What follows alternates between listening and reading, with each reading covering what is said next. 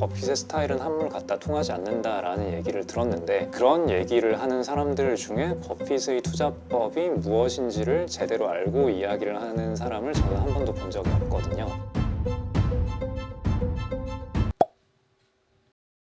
돈을 제일 많이 벌었으니까요. 뭐 버핏을 한마디로 얘기를 하자면은 뭐 전 세계에서 투자를 제일 잘하는 사람이니까, 우리가 투자를 배운다고 했을 때 일단 잘하는 사람한테서 배우는 게 첫 번째 기준이 될 거잖아요.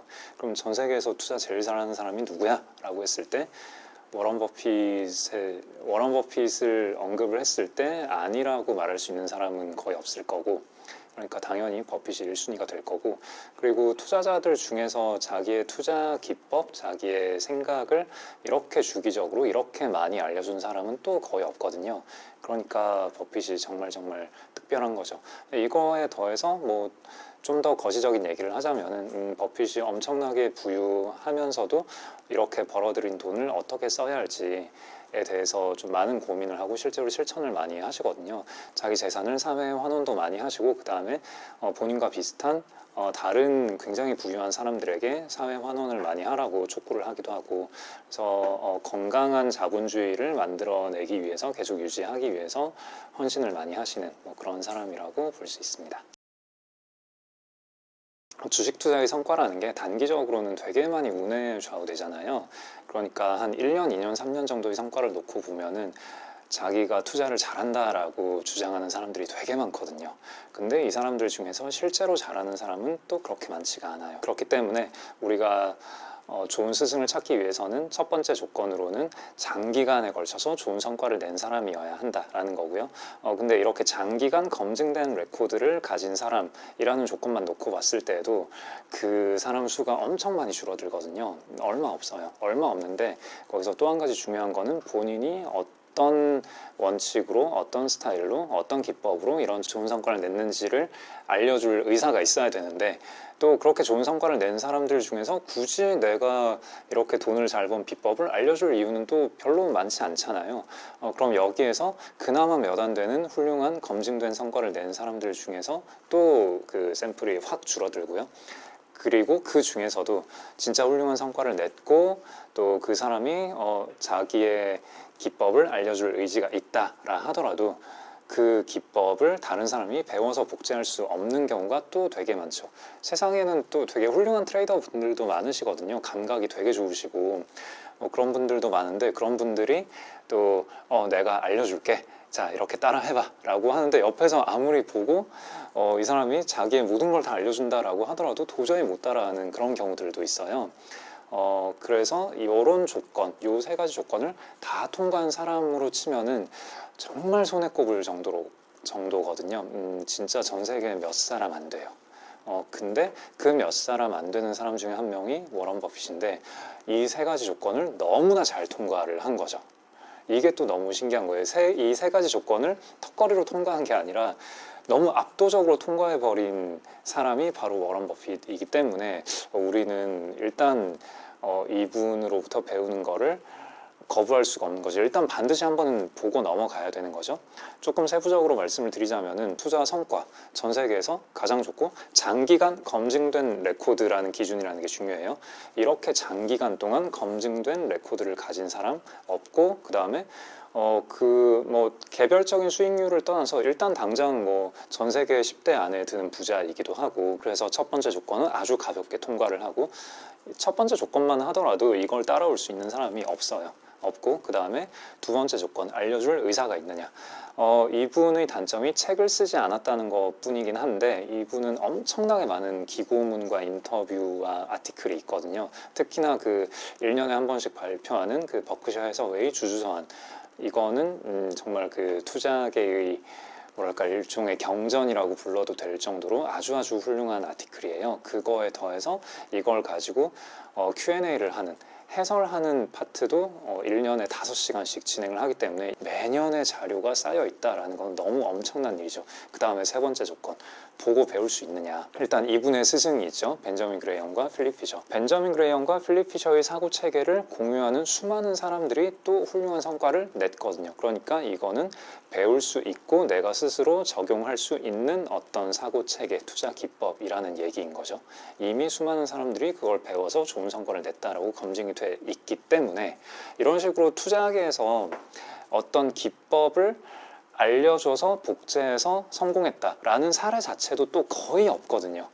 그러니까 아까 말씀드린 이 연역적으로 추론했을 때 합리적으로 삼아야 할 우리의 세 가지 기준, 이 세 가지 기준을 너무 압도적으로 통과하는 그 사람이 바로 워런 버핏이다. 그러니까 배우려고 시도를 하고 나서 나랑은 좀 안 맞네 라고 해서 거절을 하는 거는 뭐 그럴 수 있는데 애초에 이거를 공부하지 않겠다라는 거는 너무너무 기회비용이 큰 거죠.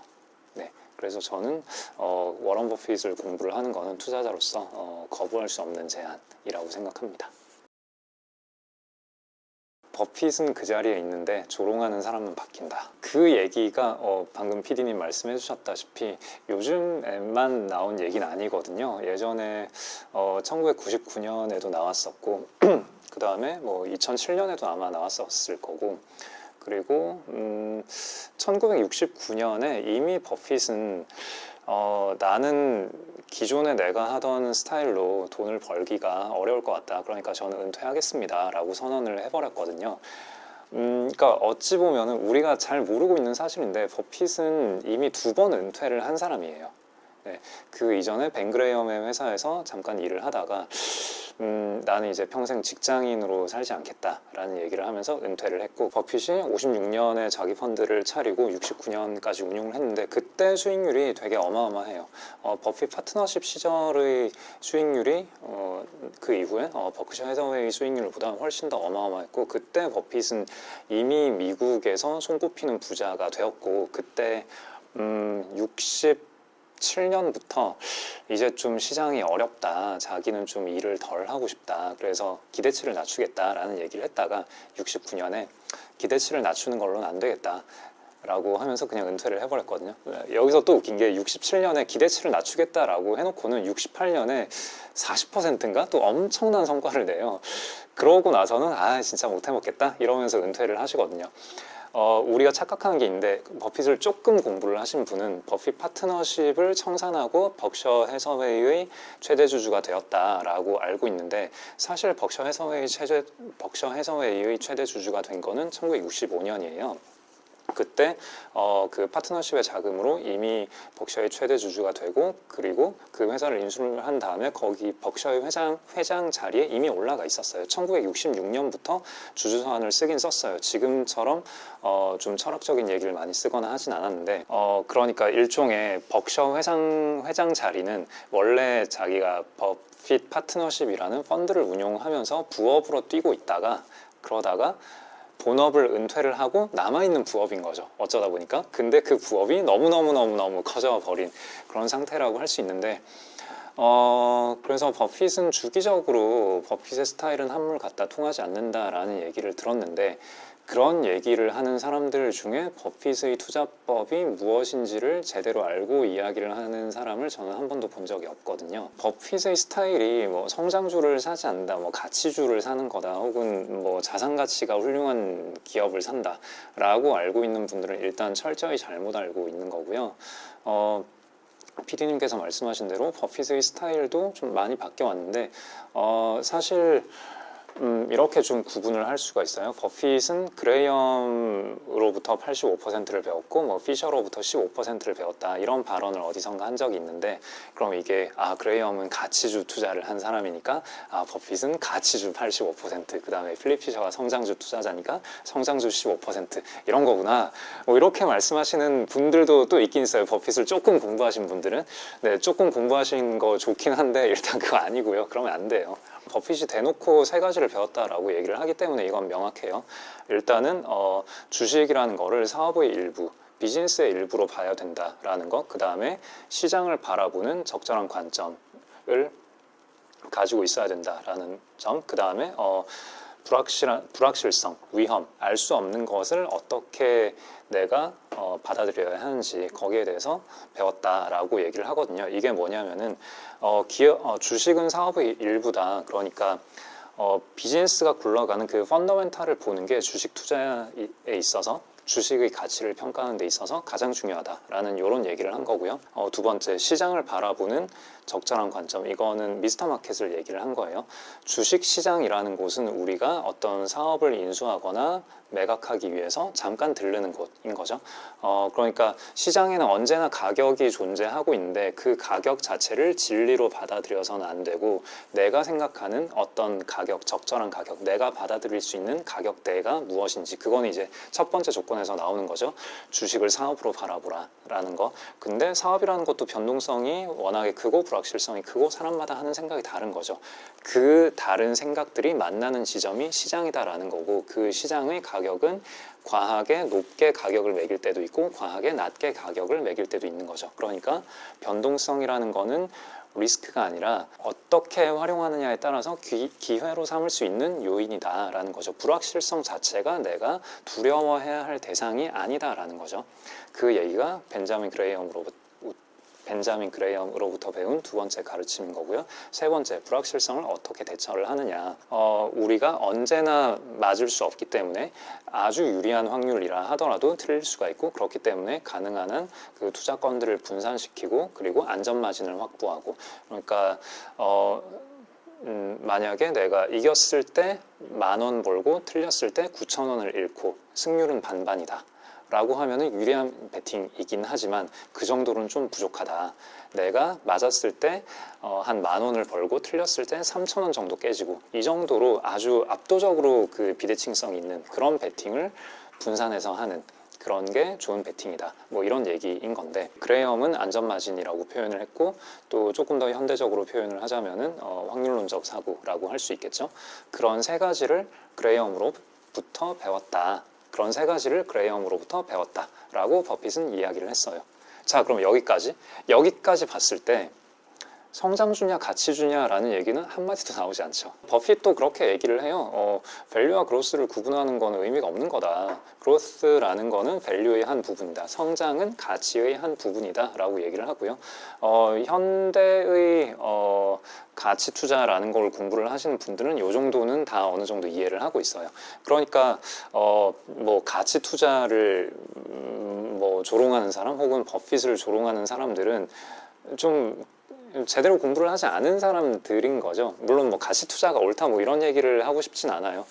저는 애초에 가치 투자라는 단어 자체도 어느 정도 좀 오해를 많이 사고 있는 단어라고 생각하기 때문에, 그런 관점에서 버핏이 그레이엄으로부터 배운 게 뭐냐라는 건 앞서 말씀드린 요 세 가지예요. 이 세 가지가 핵심이고, 그럼 그 이후에 버핏도 자기 스타일을 바꿨다라고 하는 건 뭐냐라고 했을 때, 그레이엄이 생각하는 가치와 혹은 비즈니스와 버핏이 생각하는 가치 그리고 비즈니스가 무엇인가라는 거는 좀 미묘하게 다른 면이 있어요. 근데 유의미하게 달라요.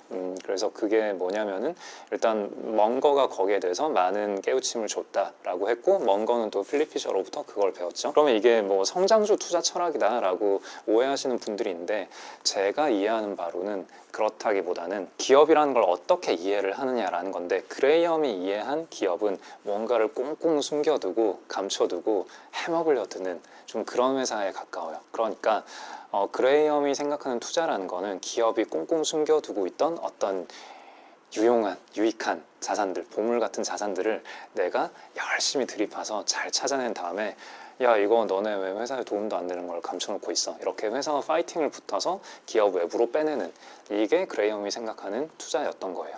내가 싸워서 빼낼 수도 있고, 혹은 기다리다 보면은 신기하게도 누군가가 이거를 밝혀내서 주가가 올라가더라. 뭐 둘 중에 하나가 되는 거죠. 그런 게 그레이엄의 투자 스타일이었고, 버핏도 초기에는 그레이엄과 함께 일하면서 그런 기법을 많이 배우긴 했는데, 참고로 오해 없으셨으면 좋겠는 게, 그런 기법이 사놓고 가만히 기다린다만 있는 게 아니에요. 아주 다양한 회사와 파이팅하는 기법이 있어요. 버핏이 그레이엄으로부터 배운 거는 그런 기법이에요. 그냥 뭐 PBR 0.1배짜리 사놓고 가만히 기다리면 돼요, 장기 투자하면 돼요, 이게 아니에요. 버핏은 대놓고 그런 청산 전문가가 아닌 사람이 그레이엄의 기법을 따라하는 거는 좀 굉장히 위험할 수 있다. 그런 발언을 대놓고 했어요. 네.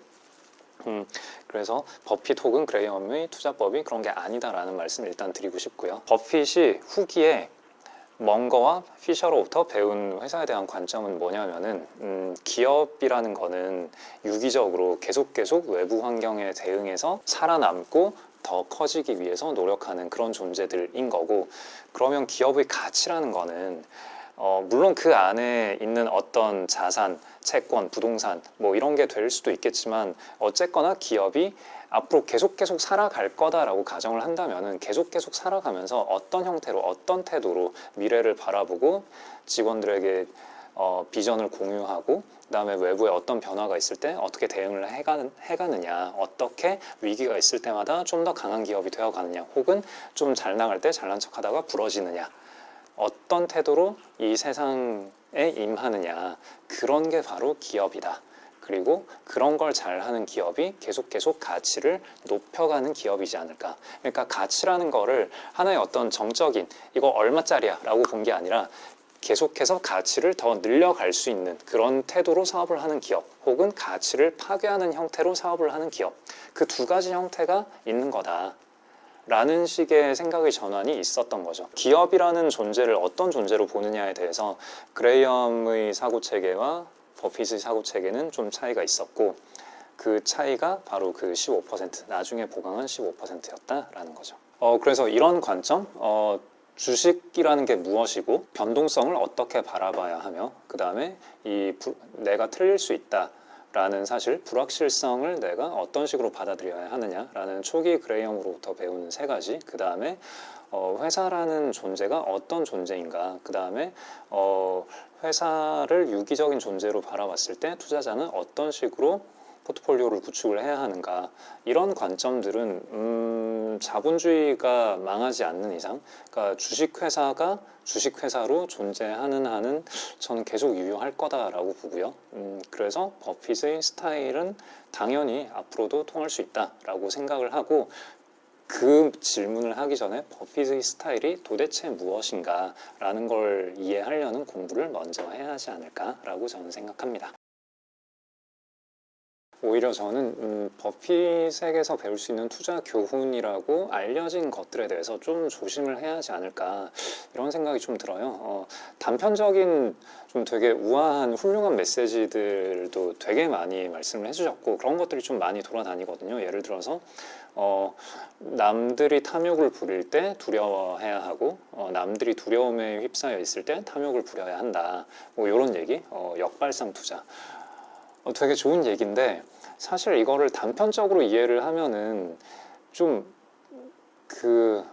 이상해질 수 있어요. 남들이 탐욕을 부릴 때, 사람들은 언제나 탐욕스럽잖아요. 그리고 그럼 탐욕을 부릴 때가 언제를 말하는 거냐, 주가가 뭐 코스피가 2000에서 2300을 갔을 때 탐욕스럽겠죠. 근데 2500 갔을 때 탐욕스럽겠죠. 2700 갔을 때, 3000, 3300 갔을 때 다 탐욕스럽잖아요. 그러면은 2000에서 2300 갔을 때 남들이 탐욕을 부리고 있으니 나는 두려워해서 빠져나와야지. 그럼 그 이후에 거 다 놓치는 거잖아요. 그리고 뭐 3300에서 3000 갔을 때 사람들이 두려워하고 있으니 나는 이제 탐욕을 부려야겠다. 뭐 그래서 시장에 진입을 했다. 그럼 또 빠지는 거잖아요. 그러니까 탐욕에도 탐욕 부린다 안 부린다가 있는 게 아니라 스펙트럼이 있는 거잖아요. 탐욕 1, 2, 3, 4, 5, 6, 7, 8, 90이 있고 100도 있는 거고, 공포도 1, 2, 3, 4, 5, 6, 7, 8, 90, 100이 있는 거잖아요. 그러니까 중요한 거는 앞서 제가 말씀드린 사업의 가치를 어떻게 평가하고, 참고로 이것도 오해를 사기 쉬운 게 가치가 얼마다라고 딱 잘라서 몇 원 이렇게 계산하라는 게 아니에요. 대충 내가 감당할 수 있는 레인지, 그 레인지를 내가 어느 정도 계산을 해낼 수 있는 게 중요하고, 그 레인지를 기준으로 봤을 때 지금 이거는 아무리 낙관적으로 평가를 하더라도 이건 좀 부담스러워, 혹은 아무리 보수적으로 평가하더라도 이건 너무 싼데, 이런 판단을 할 수 있어야 된다라는 얘기지, 딱 단편적으로 쟤 탐욕 부리네? 그러면 나는 팔아야지. 쟤 공포심에 빠져있네? 나는 이제 사야지. 이렇게 하라는 얘기가 절대 아니거든요. 그러니까 이런 버핏의 멋있는 말들을 좀 단편적으로 이해하고 나는 버핏의 스타일로 투자를 하는 사람입니다, 뭐 이렇게 얘기하는 거는 좀 되게 리스크가 크다라는 말씀을 드리고 싶어요. 그런 식으로 하다 보니까 버핏의 격언대로 했는데 잘 안 되네요. 버핏은 한물 같다. 뭐 이런 얘기가 나오는 거죠. 근데 누구의 어떤 투자법이건 그냥 단편적인 얘기들을 가지고 고지고대로 적용을 했을 때 잘 되지 않거든요. 그래서 이런 건 좀 조심하셨으면 좋겠다. 그런 말씀을 드리고 싶습니다. 버핏을 공부할 때의 단점, 딱 유일한 단점은 그가 직접 쓴 책이 없다라는 건데, 뭐 그 버핏이 언젠가 피터 린치한테 전화를 한 적이 있어요. 그러면서 책 너무 잘 읽었다고. 그러면서 그 얘기 있잖아요. 그 화단에서 꽃을 뽑아버리고 잡초에 물을 주는 행위를 경계해야 된다. 이 멘트 너무 좋다. 이러면서 나 주주서원에 써도 되겠냐. 그렇게 허락을 받고 썼는데, 그러면서 피터 린치한테 나도 언젠가는 그런 책을 한번 쓰고 싶은데 시간이 안 나네요. 막 그랬는데 그 얘기를 한 게 1989년인데 그러고는 아직도 책을 안 쓰셨어요. 아마도 앞으로도 안 쓰시려나 싶은데, 그래서 본인이 직접 쓴 책이 없으니까 자기가 생각하기에 투자는 이런 거다라고 되게 좀 A to G로 딱 체계를 잡아서 얘기를 한 게 없다 보니까 버핏을 공부를 하려면은 좀 진입 장벽이 높은 그런 감이 좀 있어요. 60년대부터 지금까지의 주주서한을, 사실 주주서한 그거 꽤 길거든요. 꽤 길고 버핏 라이브도 한 5시간씩 하는데 그거를 50년치를 어떻게 다 봐요. 굉장히 힘든데, 근데 그래서 그 버핏의 투자법을 연구한 책들이 되게 많이 나와 있는데 그 주주총회에서 그런 질문들이 나와요. 이런 책은 어떠냐, 읽어볼 만하냐 라고 질문을 하면은 버핏은 그건 제가 쓴 책이 아니잖아요 라고 얘기를 해요. 그러니까 은근히 돌려 까는 거죠. 근데 그래서 그건 제가 쓴 책이 아니고 제가 쓴 글은 주주서한이니까 주주서한을 읽으세요 라고 얘기를 해요. 그러다가 이제 로렌스 커닝햄의 책이 나오니까 그럼 이 책은 어떻냐 라고 질문을 하니까 로렌스 커닝햄은 아주 훌륭한 작업을 했습니다.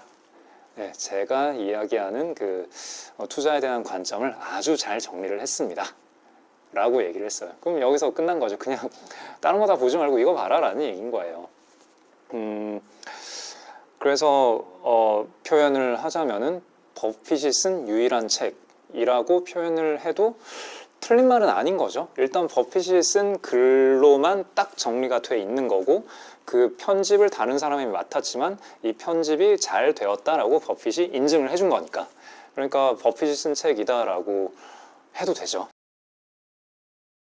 투자를 공부하는 사람에게 있어서 버핏은 일단 반드시 한 번은 짚고 넘어가야 하는 사람이고, 근데 버핏을 공부하기 위해서는 또 버핏이 인증한 유일한 책이 이 책이니까 A랑 B를 합치면은 결론인 C는 이제 투자를 공부하고자 하는 사람이라면은 반드시 이 책을 한번 보고 넘어가야 된다. 너무 홍보가 되는 것 같은데 뭐 논리적으로는 그렇잖아요. 네, 뭐 논리적으로는 이런 결론이 되기 때문에 저도 이런 말씀을 드리면서 좀 민망하긴 한데 뭐 그렇습니다. 기본적으로 주주서한은 일반적인 투자자보다는 주주들에게 보고하는 용도예요. 일단 1차 용도가 그거이기 때문에 거기에서 나온 여러 가지 투자에 대한 여러 가지 원칙들, 버핏의 사고 체계들 이런 것들이 나오긴 하는데, 그 얘기들이 기본적으로는 투자란 이런 겁니다 라기보다는 본인이 어떤 투자를 했고 혹은 어떤 실수를 했고 거기에서 자기가 배운 교훈들 혹은 어떤 투자를 한 이유를 설명하는 부산물이거든요. 그렇기 때문에 내용들이 되게 광범위하고 생각보다 훨씬 더 광범위해요. 그래서 주주서한을 카테고리별로 잘 요약 정리한 이 책 또한 카테고리가 좀 광범위하죠. 그래서 기업의 지배구조라던가 혹은 어떤 세법이라던가 여러 가지 대체 투자 자산들, 버핏은 뭐 우선주라던가 뭐 부동산 투자도 했었고 비상장 주식도 투자를 하고 혹은 옵션 거래도 해요. 그리고 회사를 직접 매입해서 상장 폐지시켜버리고 뭐 그런 일도 하고, 그러니까 일반적인 투자자들이 할 수 없는, 기관 투자자도 그 영역까지는 좀 세분화된 각 영역들을 할 수는 있지만 한 기관 투자자가 그 모든 영역을 다 다루진 않거든요. 그러니까 대부분의 투자자가 범접하기 어려운 그 수많은 영역을 다루고 있기 때문에 이 책도 좀 굉장히 헤비하게 느껴질 수가 있고, 그래서 다 되게 좋은 얘기이기는 한데 그 챕터별로 보자면은 그 2장, 4장, 6장 그 이 책의 추천 서문을 쓰신 그 최준철 대표님께서도 딱 그렇게 언급을 하세요. 그래서 2장이 투자에 대한 딱 기본적인 시각에 대한 얘기고, 그 다음에 4장이 주식 투자, 주식이라는 자산에 투자를 할 때 우리는 어떤 걸 봐야 하는가에 대한 얘기고, 그 다음에 6장이 가치평가. 일단은 그 2, 4, 6장을 읽어보시는 게 오히려 더 나을 거예요. 1장이 기업 지배구조부터 시작을 하는데 그게 되게 중요한, 엄청나게 중요한 얘기긴 한데 이거에 관심을 많이 가지지 않으실 테니까 1장 읽다가 재미없네 하고 덮어버리면 이거 인생에 되게 큰 손실이거든요. 그러니까 1장 좀 읽다가 좀 빡빡하네 라고 하면은 그냥 2장, 4장, 6장을 먼저 읽으시는 게 나을 거예요. 저도 처음에 이 책을 읽으면서 옛날에 주식 처음 시작할 때 그때 읽으면서 막 추천받아서 읽었는데 이게 너무 쉽지 않더라고요. 그 현명한 투자자도 마찬가지고, 그래서 주식 투자자의 길은 참 험난하구나 하다가 그 피터 린치의 월가의 영웅을 읽으면서 드디어 뭔가 내가 알아먹을 수 있는 얘기를 하는 책을 만났다 싶었는데, 네, 일단 2, 4, 6장이 중요하고 그 다른 챕터들도 쉬엄쉬엄 읽으시면 돼요. 지금 이해가 안 되면 그냥 덮어두셨다가 다른 좀 읽을 만한 책들 읽으시다가, 혹은 투자 경험이 더 많이 쌓이고 그 다음에 다시 읽으시는 게 더 좋을 수 있어요. 그리고 2, 4, 6장도 또 한 번 읽고 이게 다 소화가 안 되거든요. 그래서 투자 경험이 어느 정도 쌓이고 한 2, 3년 지나서 그때 다시 한번 또 이 책을 읽어보시면 또 그게 좋을 수도 있어요. 참고로 또 뭐 워런 버핏 바이블이라는 책도 있으니까 그 구성이 좀 다르거든요. 근데 워런 버핏 바이블은 딱 1장이 투자, 주식 투자, 거기에 대해서 일단 먼저 때리고 지나가거든요. 때린다기보다는 먼저 짚고 지나가요. 우리가 되게 관심 있어 할 주제들. 그래서 주주서한을 한번 읽고 한 2년 정도 지나서 버핏 바이블을 한번 읽고 또 2년 정도 지나서 주주서한 또 한번 읽고 그렇게 하는 것도 괜찮을 것 같긴 해요. 또 시간이 지날 때마다 이 책들이 또 새 버전이 나올 거잖아요. 버핏 바이블 같은 경우에는 또 2021이라는 책이 작년에 나왔었고 하니까 그렇게 주기적으로 다시 읽으면 읽을 때마다 되게 새롭게 느껴지는 게 있을 거예요. 일단 단편적으로 해석하면 안 된다, 위험하다라는 말씀은 아까 드렸고, 단편적이지 않더라도 보통은 자기 맥락에 맞게 자기 좋은 쪽으로 이해를 하는 경우들이 있어요. 예를 들면은 뭐 정확하게 틀리는 것보다 어렴풋이 맞추는 게 낫습니다. 뭐 이런 멘트도 저는 굉장히 좋은 멘트인데, 이 말은 뭐냐면은 아까 제가 말씀드렸다시피 가치 평가를 하는 데 있어서 굉장히 정교하게 어떤 하나의 값을 뽑아내려는 시도는 일단 맞지도 않을 뿐더러 오히려 더 위험을 키운다, 뭐 이런 얘기인 건데, 이런 얘기를 좀 되게 다른 형태로 해석하시는 분들이 많더라고요. 근데 제가 이해하기에 저렇게 해석하면 좀 위험할 텐데 라는 생각이 드는데, 물론 뭐 제가 틀렸을 수도 있으니까 제가 대놓고 뭐라고 할 수는 없는 건데, 같은 책을 읽고도 좀 서로 다른 해석을 하는 경우들이 많잖아요. 그래서 그런 거에 대해서 혼자만의 해석에 빠지지 않기 위해서는 좀 가능하면은 뭐 보통 요즘에 스터디 같은 것도 많이 하시잖아요. 그런 같이 스터디를 하는 분, 혹은 같이 좀 투자에 대해서 의견을 많이 나누는 분들하고 좀 이런 건 이런 뜻인가? 뭐 이런 식으로도 해석할 수 있을 것 같은데, 뭐 이런 얘기들을 좀 많이 나눠보는 게 좀 유익하지 않을까, 그런 생각이 듭니다. 웬만해서는 뭐 재밌게 읽어보자 뭐 이럴 수 있겠는데, 이 책은 약간 그런 느낌이에요. 뭐랄까, 일단 집에 꽂아두고 계속 그때그때 필요할 때마다 펼쳐보는, 그러니까 세상에는 요령 있게 할 일이 있고 그냥 해야 될 일이 있는 거잖아요. 그러니까 이 책은 좀 그냥 해야 될 일에 가까워서 뭐랄까, 이 책을 뭐 재밌게 읽자라고 시도를 할 필요는 없고, 이 책이 재미가 없다는 거는 아직 경험이 덜 쌓인 거예요. 그리고 보통 재미가 없을 거예요. 아니다. 근데 생각보다 좀 챕터의 문제인데, 그러니까 2장, 4장, 6장은 생각보다 재밌게 읽을 수 있어요. 어느 정도 주식 투자에 이제 입문을 했다면, 이미 입문을 한 상태면은 2, 4, 6장은 좀 재밌게 읽을 수 있고, 그 외의 챕터는 좀 재미가 없을 수 있거든요. 재미없는 챕터는 그냥 넘기세요. 그러니까 넘기시고 이 책을 좀 들이파서 내가 이 책을 씹어 먹어버리겠어. 이거는 별로 좋은 접근법은 아닌 것 같아요. 그것보다는 제 생각에는 그 버핏은 뭐 별로 안 좋아하는 것 같지만 그래도 그 뭐랄까 버핏 투자법을 해설한 책들 그런 책들 중에 뭔가 읽어봤을 때 도움이 안 되진 않아요. 그러니까 좀 되게 그 책들이 오히려 좀 단편적인 또 자기 필터링을 거친 생각들이긴 한데 뭐랄까 그래도 뭐 나름 열심히 정리를 한 거니까 그러니까 이를테면은 뭐 경제적 해자라는 개념 혹은 뭐 서클 오브 컴피턴스 그러니까 능력 범위 그런 개념들을 버핏은 약간 지나가듯이 툭툭 던지거든요. 근데 그런 투자 기법을 해석한 책들에서는 이런 개념들을 아주 크게 비중을 둬서 별도의 챕터로 막 카테고라이징을 해서 얘기를 하거든요. 그래서 요런 게 되게 중요한 개념이구나라는 감을 익히기에는 그런 해설하는 책들도 괜찮고 제가 보기에 제일 괜찮았던 책이 그 좀 옛날에 나온 거긴 한데 그 로버트 헤그스트롬의 워런 버핏 완벽 투자 기법인가? 뭐 제목은 좀 유치한데 그 책이 되게 재밌었고 그 다음에 또 최근에 그 책도 재밌었어요. 그 최근에 나온 책인데 그 포춘으로 읽는 워런 버핏 투자 철학인가? 네, 캐럴 루미스라고. 캐럴 루미스가 누구냐면은 이 버핏 주주서한을 편집하는 분이에요. 포춘 편집장인데 그 버핏 주주서한도 좀 이렇게 재밌게 써보지 않을래? 라고 제안을 했던 분이라고 알고 있는데 뭐 틀렸을 수도 있어요. 아무튼 그 아주 오랜 시간 그 버핏 주주서한을 읽기 좋은 형태로 편집을 해주시는 분이 포춘 기고문에 더해서 여러 가지 버핏의 맥락 그 다음에 그 시기의 맥락을 알 수 있는 시대 상황들 뭐 이런 걸 알려주거든요. 그래서 버핏이라는 사람을 좀 더 잘 이해하는 데 있어서 되게 도움이 된 책이었고 네 그렇습니다. 그리고 또 아마 아직 나오진 않은 책인데 그 버핏의 스승인 그레이엄부터 버핏 그리고 또 흔히들 많이 언급되는 훌륭한 투자자 피터 린치 그리고 또 버핏의 두 번째 스승인 필립 피셔까지 그 사람들의 사고 체계가 어떻게 좀 서로 일관된 어떤 핵심 사고 체계를 공유를 하는지 그리고 또 각각의 차이는 무엇인지 우리는 그들로부터 무엇을 배울 수 있을지 쫙 정리를 한 책이 조만간 나올 거예요.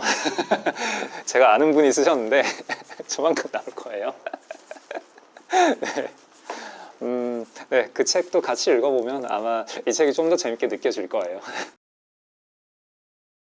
경제적 자유는 뭐 저는 별거 없다고 생각해요. 그냥 일단 첫 번째 쓰는 돈보다 버는 돈이 많아야 되고 그 다음에 버는 돈이 자동으로 들어오는 돈이어야 한다라는 건데 그러면 자동으로 들어오는 돈은 어떻게 만들지? 했을 때 뭐 우리는 여러 가지 선택지가 있잖아요. 지금은 예전보다는 훨씬 더 많은 선택지가 있고 근데 그 중에 주식 투자라는 것도 이게 또 되게 괜찮은 선택지거든요. 그리고 그 우리가 주식 투자를 되게 막 뭐 위험하고 빡세고 뭐 이런 걸로 이해를 하는데 그 책을 추천드릴게요. 제레미 시겔의 그 주식에 장기 투자하라 그 책의 뒷부분은 스타일 인베스팅 얘기니까 읽어볼 필요가 없고 앞부분은 주식이라는 자산이 어떤 자산인지 그러니까 내가 어떤 태도로 접근하느냐에 따라서 주식이라는 그 자산군 전체는 되게 리스크가 적으면서도 되게 내가 투입하는 에너지가 적으면서도 다른 자산군보다 월등하게 높은 수익률을 주는 엄청난 자산이에요. 네. 그게 왜 그럴까?